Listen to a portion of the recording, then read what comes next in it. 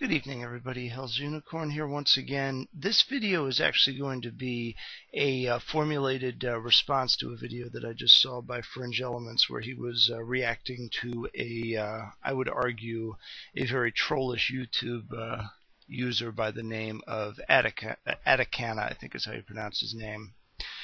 The reason why I'm doing this is because there is a point that's been hit upon in this video, which is something that I have constantly referred back to in previous videos when explaining why it is that I actually make it a regular practice of blocking people that needlessly supply repetitious arguments or basically post a bunch of, I'll just call it inane comments, and then pass it off as their right to free speech, and that I in turn owe them a forum for which they can exercise their free speech.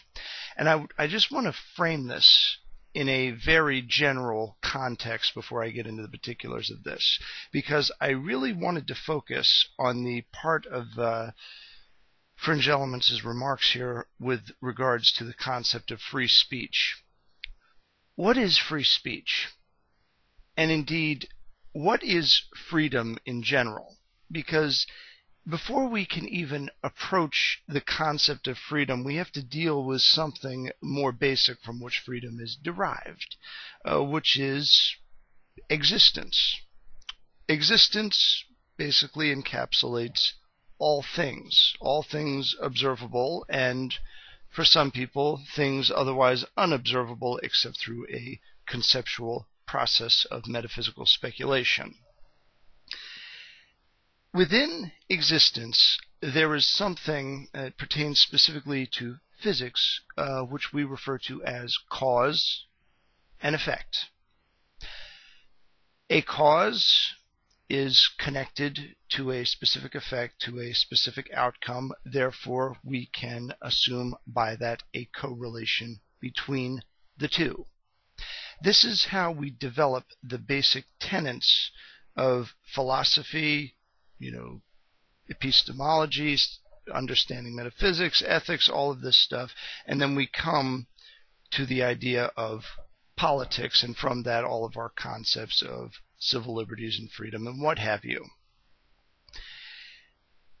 The viewpoint of free speech that argues that somebody should be able to say whatever they want at any time for any given reason and not be held accountable if something terrible happens as a result is based on this concept, which I believe is largely a misnomer, or it correlates to the somewhat of a misnomer that we have today about libertarianism.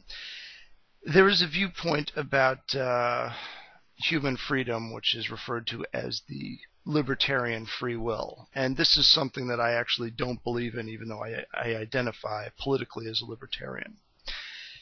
This viewpoint argues for a very open-ended, and I would argue almost nonsensical view of freedom, which states that we can will our own wills, and in other words, we can basically change our minds to any given viewpoint at any given time without any kind of bearing from genetic determinism, environmental determinism, or anything else like this. Nothing is determined. So basically we're just free radicals freewheeling through an endless, boundless universe. There's no boundaries.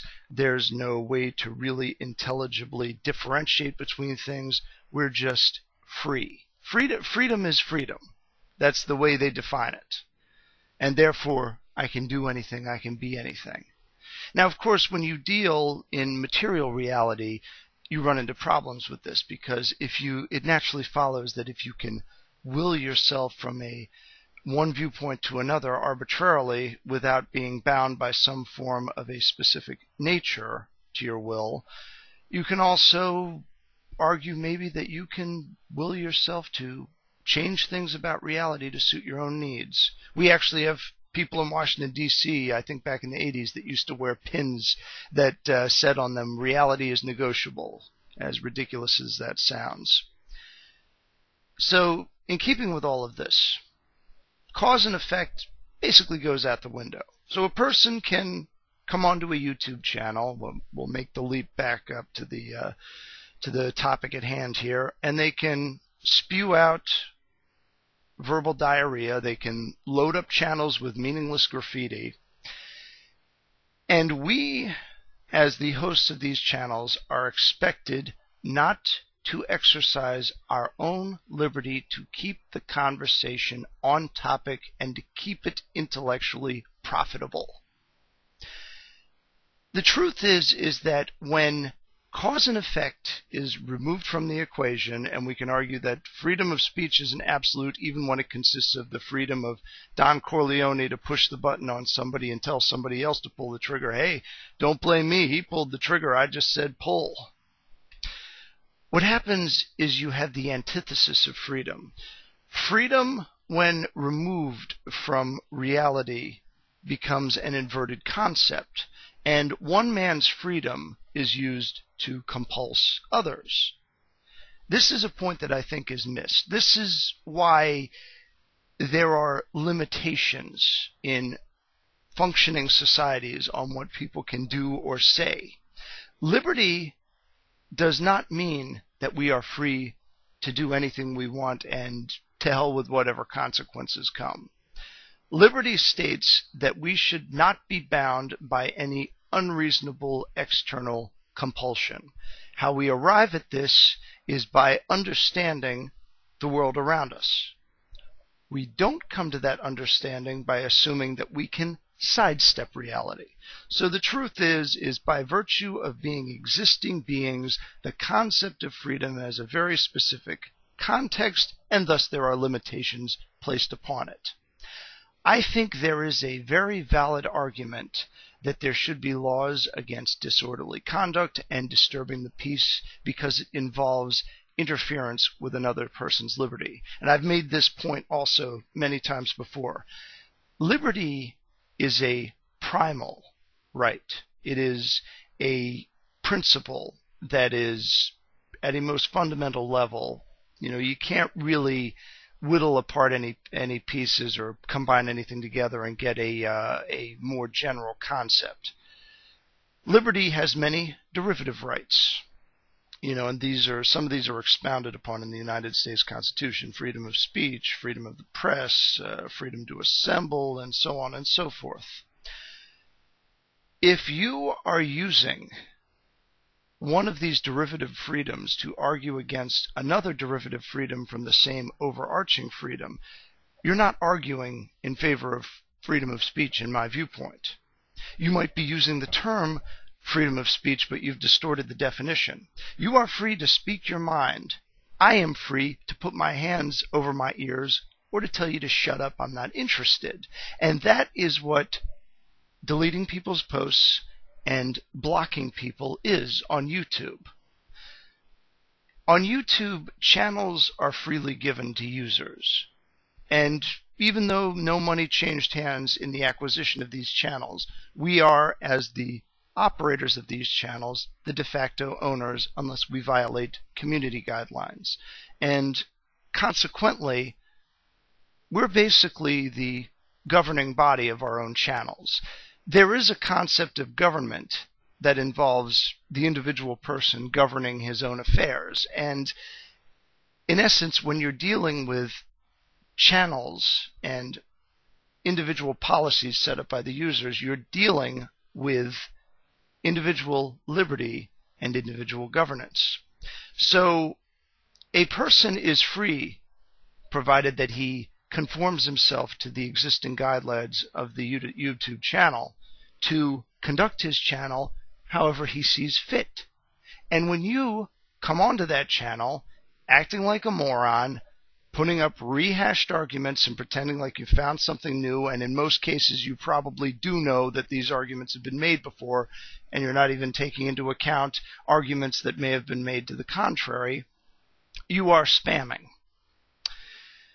And the reason why I would argue that it is actually a good thing to delete these posts, and if persistent users continue to repost them, blocking the users, is because when you have piles and piles of useless comments, it dilutes the conversation, and it robs any other viewers that may come to the comment section looking for valuable information to not obtain it, because he's looking at a bunch of nonsense, and he'll draw the conclusion that that is all that's in the comment section.